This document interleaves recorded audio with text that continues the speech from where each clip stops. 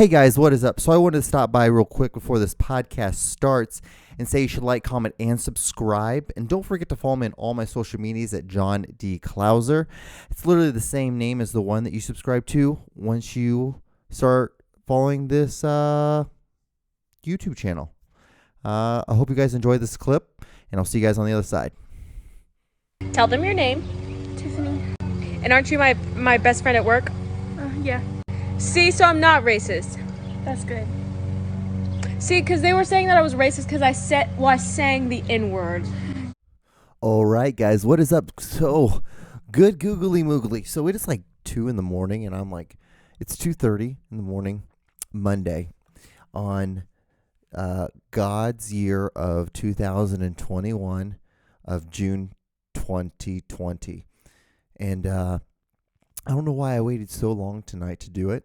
I was like, you know what? I'm on a good pace. It was like 9:30, and I was like, okay, I'm going to do it right about, okay, give me probably like another 30 minutes. I'm going to write down all the stuff I need to write down on my nice little piece of paper that I can go to if I start getting loosey in my head. I don't know what to talk about. And then 11:30 rolled around. It was 12. It was like 1:15. And then I looked up. I'm like, oh, God, John, it's like 2 o'clock in the morning. You need to get this thing done. But the thing is, I've drank 2 Monsters, which was probably not the smartest thing in the world to do. I once drank 2 Bangs before on a road trip. I was driving from, where was I going? I was from Arkansas. I was Little Rock, Arkansas, all the way back up to Kansas City, Missouri. Actually, Overland Park, Kansas. So it's like part of Kansas City, but it's on the Kansas side of Kansas City. There's 2 different parts of Kansas City if you're not familiar with that. It's really weird. So there originally was one Kansas City. These are for all the people. If you're from Kansas City, sit down. You've already understood. You know this already.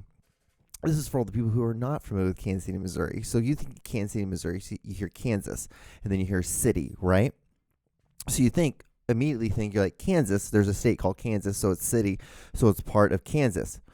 Totally makes sense. But really, what it is Kansas City, Missouri. And then what happened was Kansas City, Kansas piggybacked on it, I think I want to say 100 years later, after Kansas City, Missouri was already was already a big ecosystem, a huge, I don't know the word, I don't know the English word. So anyway, it was a huge population at that time because it was on the Missouri River. So a lot of trade was going through at that time.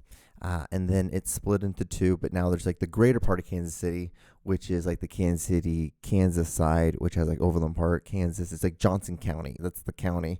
And it's like, well, I guess at one time it was one of the richest. Like now I think it's only like the 22nd or something like that, 13th. I think the highest is like 13th or something like that. It was at one time pretty high, but it's more like the wealthier side than Kansas City, Missouri. There's like it's more, I hate that term urban, because like everything's urban because it's what people live. It's such a horrific, like passive aggressive way of saying like where black people live. It's awful. But it's how Kansas City is that it's more, you'll have one area where I guess like it was like majority black people, and then like everyone's separated. And like, so you have like black people, like 2 blocks of like white people, 2 blocks of like Latino people. It's weird how it's all set up, and like all the houses are these old, like that, like where I rent and I do this podcast, the 3rd floor of a mansion. This used to be a school at one time, and then like somebody, also some multimillionaire like family who started in Kansas City lived in this house, and like this. It's crazy because like there's like a sunroom that clearly used to be a room for school children to wash their hands, and like it was a bathroom. You can clearly tell it was once a bathroom. And then this room, technically, like right behind the camera, is a separation wall. It looks like it's like 2 little pillars that separate, and it used to be 2 different rooms, and it was where you used to keep. This is where the help used to live. One room was for one of the like maids, and the other where the other maid lived. This house has a lot of different history, has a lot of different it's been through a lot of different vibes, you could say. And what's so cool? I always say, you know. It's very. I guess that's like the very California thing that like no matter how long I live out of there, like I will always speak like that. I always have like that California bra kind of draw. That's my voice. When I was learning English, that's what I kind of. It was like what I really liked was the Say by the Bell AC Slater. I really liked how his style of talk was going. His style of talk, his way of linguistics being was, and I would go like that. I'm like, yeah, that's how, and I mimic that, and I would always mimic sounds. I've always been pretty decent at that. And so it was one of the best things actually because it was able to, like when someone's like double jointed, that's the best way I think of like how I think of different words and different dialects. And I've always been super interested in people's linguistics and how your choice, like that sound, the choice of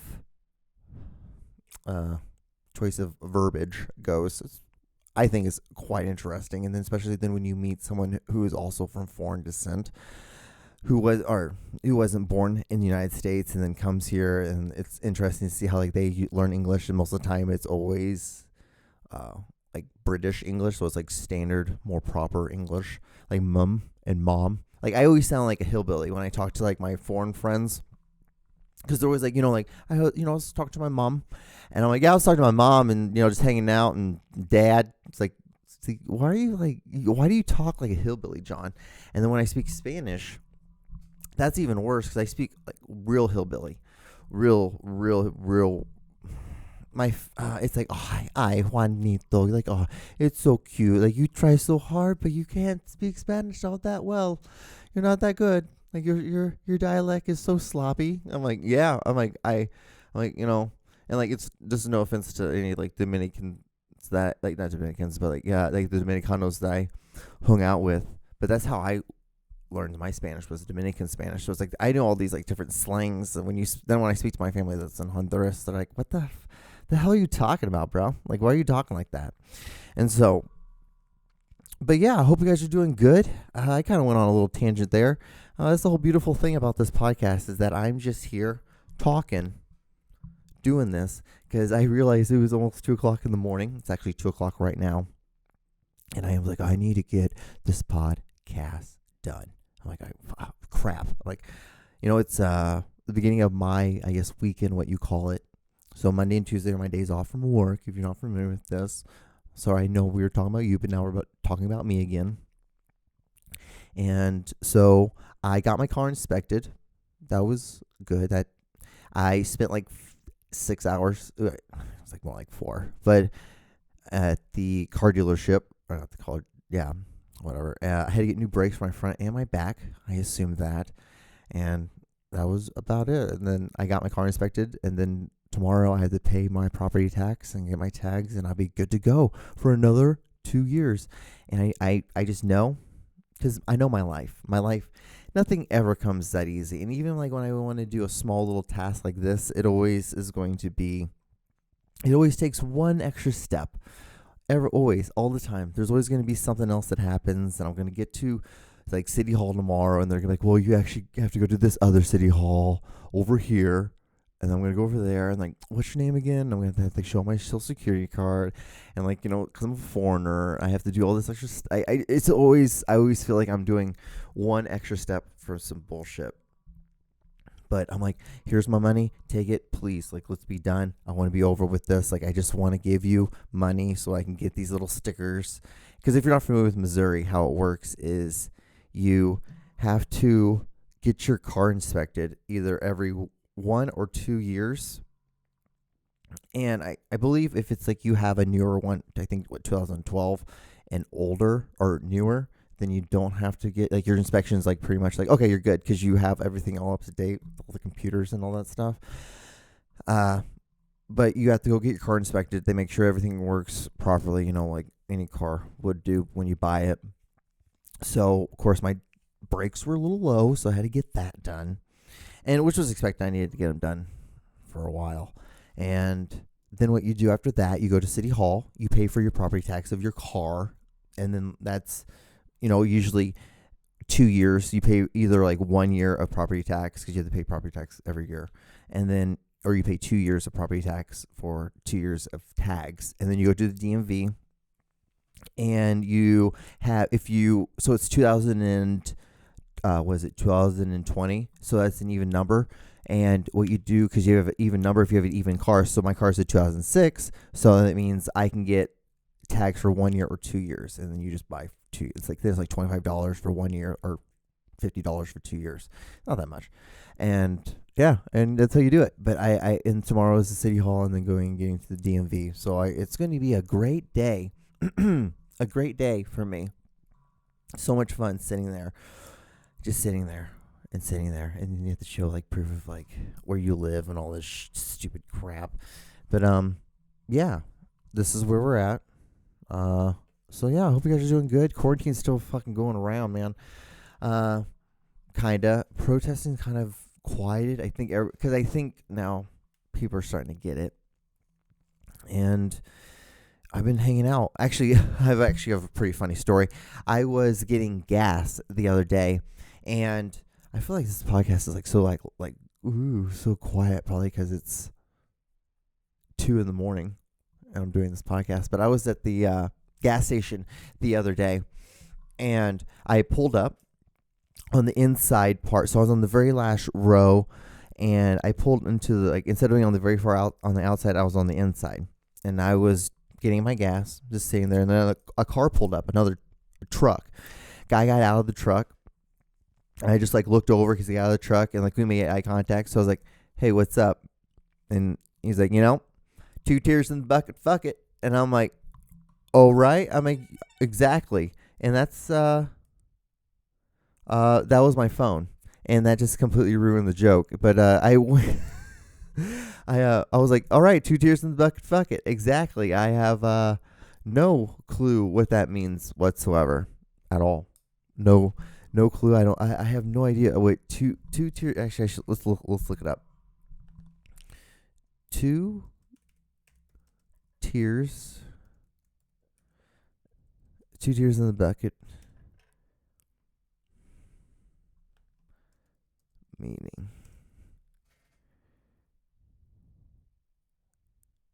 Oh, it's an expression for misfortune. That's really okay. That's interesting. So yeah, that's well, that joke would have been really good if I wouldn't have had my phone still on loud.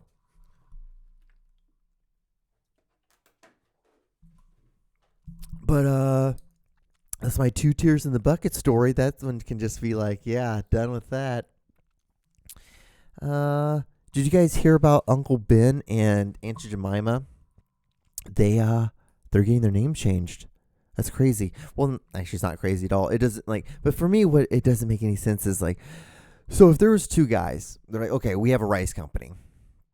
Like, okay, now we need to think of a name. We need to think of an idea how we want to promote this rice company.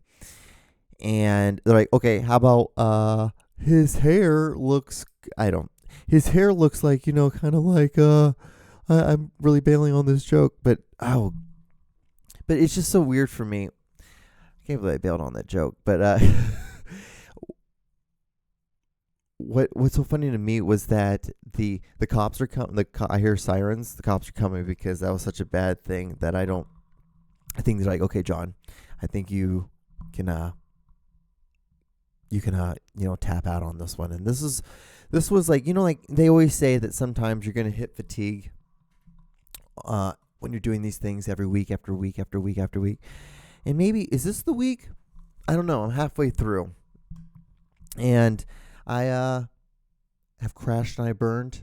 I had a good momentum for 7 minutes straight. And I looked and I saw things if I just keep on doing it, and I go and I go and I go deeper, keep going, I can just talk forever. And the good thing is audio equipment hasn't been effing up. It hasn't been messing up one bit at all.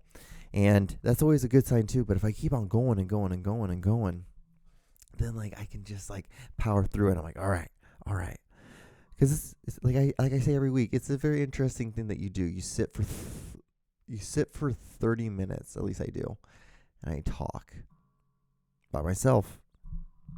I added some new things to my. I did all this for a reason. I set all these things up for just in case if I feel like I'm completely bombing, like I am right now. I can talk about all this stuff that I have up here, and like yeah. So like I have this is my favorite coffee, my favorite hot sauce. This is my favorite seasoning.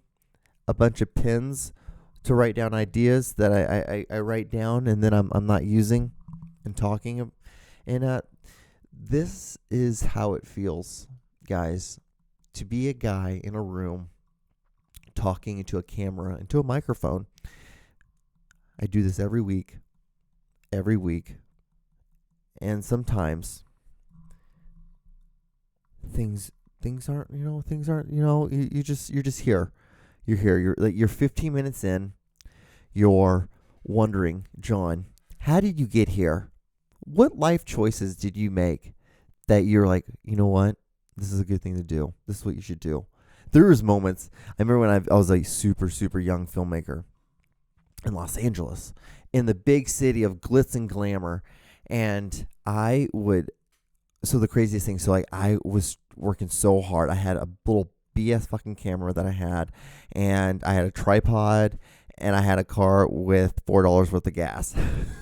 And I would just drive around Los Angeles, and I would take all these B-roll. I would take all this B-roll footage, and I would shoot it, and I would shoot it, and I would shoot it. Then I would take it home. I would edit it to music, try to make it look cool, try to add effects, do all this stuff just to see what it was. And this was like all before like vlogging and all that stuff. I just didn't know what to do with all this footage. I'm like, I just knew that I just needed to shoot, because if I shot stuff, then I feel like I was doing something, and I was getting to a place where I was going to eventually be able to get into a certain, like a more serious situation, and I'm going to be able to handle the pressure of it versus like just shit in the bed and realizing that's the first time you have an interaction with a film project.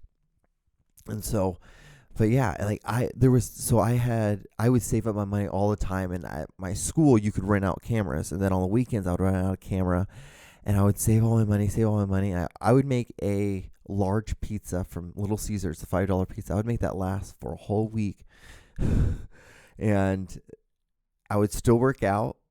And like when I would work out, I'd think of my ideas. I would have a pen and paper with me all the time and just write down little ideas. I'm like, okay, this is what I'm going to do. This is what I'm going to do. This is what I'm going to do. I'm going to film this. I'm going to do that. And I kept on doing it. And then I moved to Kansas City because I got a job here to be a distribution coordinator for a health food company, which was completely random because I was doing reality television before that. And came here. I was like, yeah, fuck yeah. And I started getting really heavy into podcasting, but I had been doing podcasting heavy. Took a year off when I moved to Kansas City. Like I didn't do it for like 6 months. And about 6 months into Kansas City, I'm like, all right, I got to be doing something. Like, and the first thing I started doing was I started driving around with a buddy of mine, and we had a little video camera. I don't even know where that footage is, to tell you the truth. It's honestly on a hard drive that's like somewhere. I think it's in storage somewhere. It's in a storage facility, I believe, in somewhere in California, in Los Angeles. One of my parents has a storage place there, and I know it's in a container. I'm sure it's there. And we would just drive around, and we would just film and talk about bullshit, like this thing that we thought was funny. And that's what we did. And I just over and over again. And then I'm like, there's moments though. I'm like, and I think about, like, oh God, John, like, you work really hard. You work bullshit jobs sometimes, and like you've gotten it. And you got to the point. Like I was here. I had my dream job. I was associate producer for this film company. I still am, pretty much. Still, I don't know, because this whole Corona stuff. And I'm like, fuck yeah, I got there. And then the Corona stuff hit, and it was like, and so I'm like, oh fuck.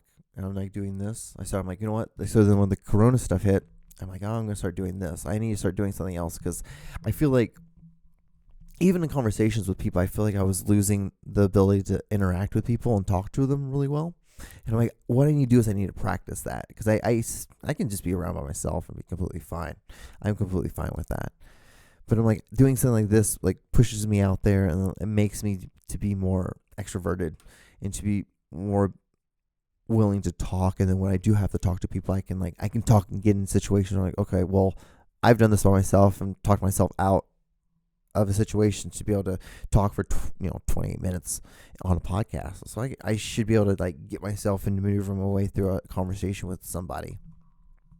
So, and I'm like the reason why I'm like that will help me, but the main reason I need to do this because just need to be doing film stuff.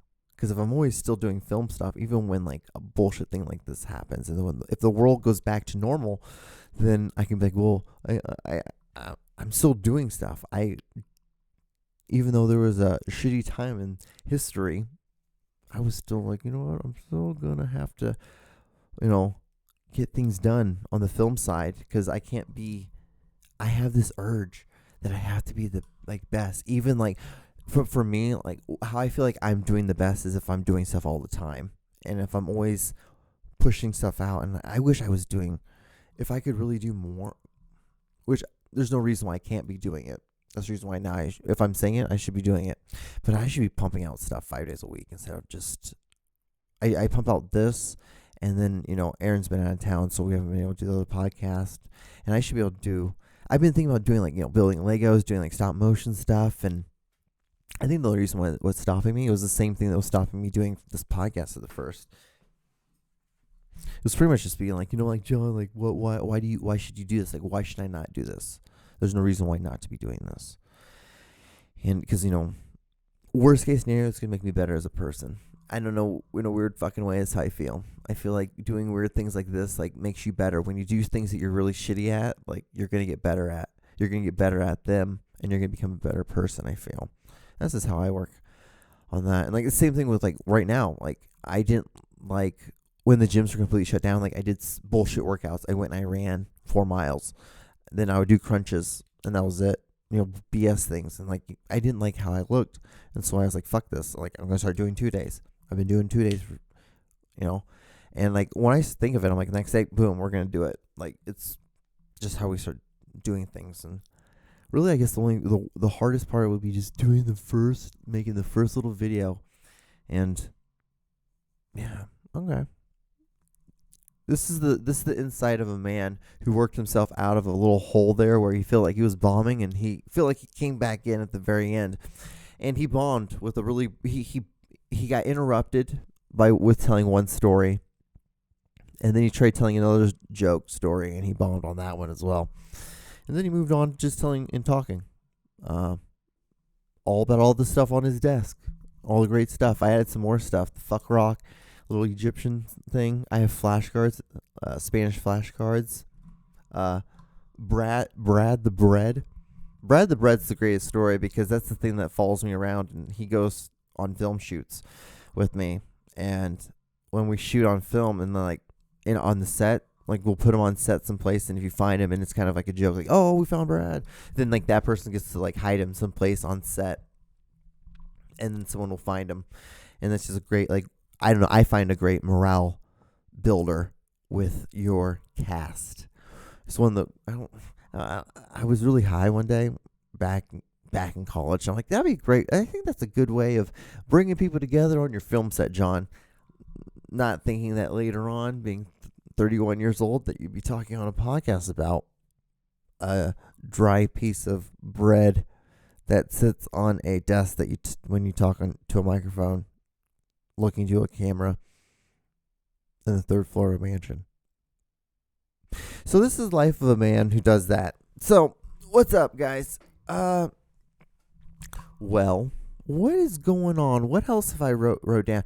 I've been watching this thing on YouTube called the SB Nation, and they have a series called The Worst, and they talk about like the worst basketball game like ever played, the worst like college football game, bowl game ever played, and they break it down. It's pretty interesting, and it tells you all this information. So I was watching one today, and that's what I was actually doing prior to this, because I was like, oh, this is really good, and then I looked up at my clock and I realized it was 2 a.m. But I was watching one today where they were showing the worst college basketball game ever played. It was Virginia Tech versus North Carolina State, and the final score was 47-24. North Carolina State only scored 24 points in a college basketball game. Division One basketball game. Think about that. 24 points. They went 17 minutes in the first half without scoring any points.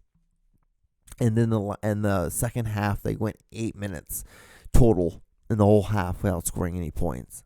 That's ridiculous in a basketball game. To only score 24 points in a game.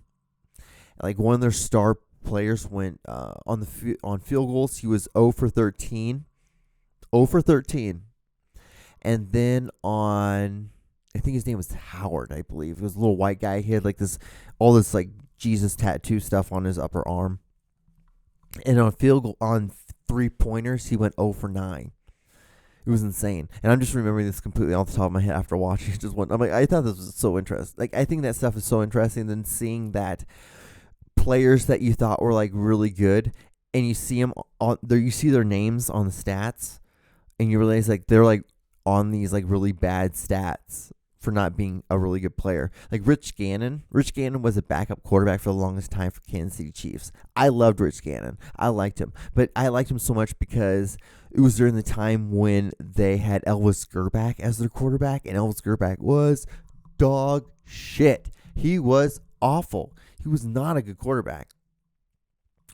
And they had Rich Gannon. Like, there was one time when Elvis Grbac was just shit in the bed so much, and we put Rich Gannon in. Like, they put Rich Gannon in. I was like, fuck yeah.